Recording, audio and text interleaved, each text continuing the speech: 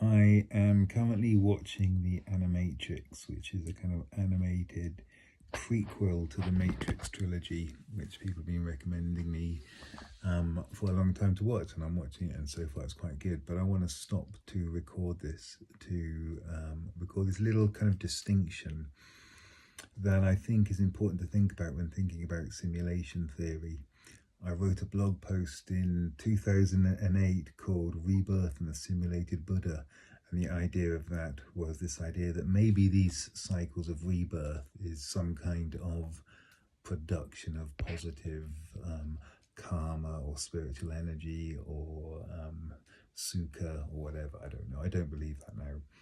But I do believe there's two senses in which you can be in a simulation, and then Niels Bostrom came out with this idea that essentially adds a statistical element to the Cartesian and Platonic and Matrix-esque, whatever way you want to frame it, hyperbolic skeptical scenarios, such as I could be imprisoned by an evil genius who is feeding me all the information, but there is no sense in which what I think of as real is real.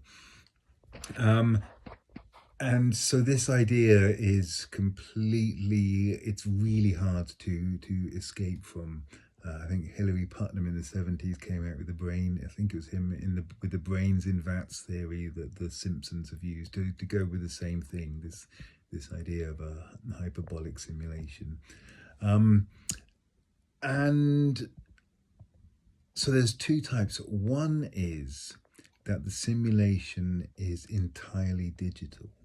And this is the kind of simulation that Bostrom needs for his statistical argument to work. Because if you can have a zillion digital simulations, then sure, it is true that one of those could well be this particular reality here that I'm experiencing now. That idea of let's call it a binary simulation, something that could be represented in zeros and ones, that's one idea, and that's not an idea that I believe in. Although I've really thought it's totally possible for a long time, but I'll tell you in a minute why I don't believe in that. And then you've got this other idea that is the kind of brains in vats, that I am in a sense a unique mental person, and so are you, and we are somehow connected, or I am at least, in this kind of matrix pod or brain in a vat or Platonic cave or Cartesian demon kind of way. So it's really important to see that there are two different types of this kind of simulation theory. And the one that Niels Bostrom, whatever he's called, goes on about only works for the binary simulation, the idea that this is a computer simulation.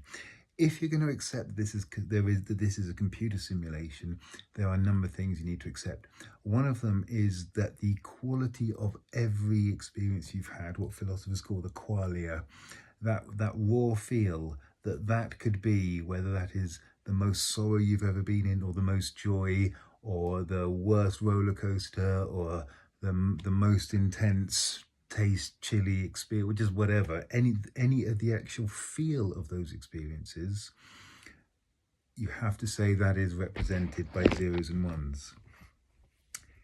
That's really hard to do if you think about it, because you're saying that the actual quality is something that must kind of somehow emerge from the arrangement of information. And if you think about the thing you love or hate the most in the world, and then think, how can the actual feel of that be represented in information? I can't think of anything that could make sense of that. And so for me, that is enough actual information from my life into my thinking that this can't possibly be a binary simulation. It might be a brain in a vat simulation, but it can't be a binary simulation. And so I just don't believe the Niels Bostrom argument that this could be a simulation. It might be for some other reason, but not statistically. You can't assume that there is one reality and infinite or close to infinite other simulated realities, when by definition, though, and this is kind of circular, but it's also, I think, self-verifying, by definition, that one reality has qualities to their experience that can't, from that point of view, be meaningfully instantiated. And it's not even represented, it's instantiated, as in to have that kind of reality substrate that can't be zeros and ones. That must be something more. And that's probably the big question. What is that more that we kind of loosely term consciousness? And I guess this is the hard problem of consciousness in a way, but it's more specific to the quality of the potential of experiencing in a simulation. But there we go.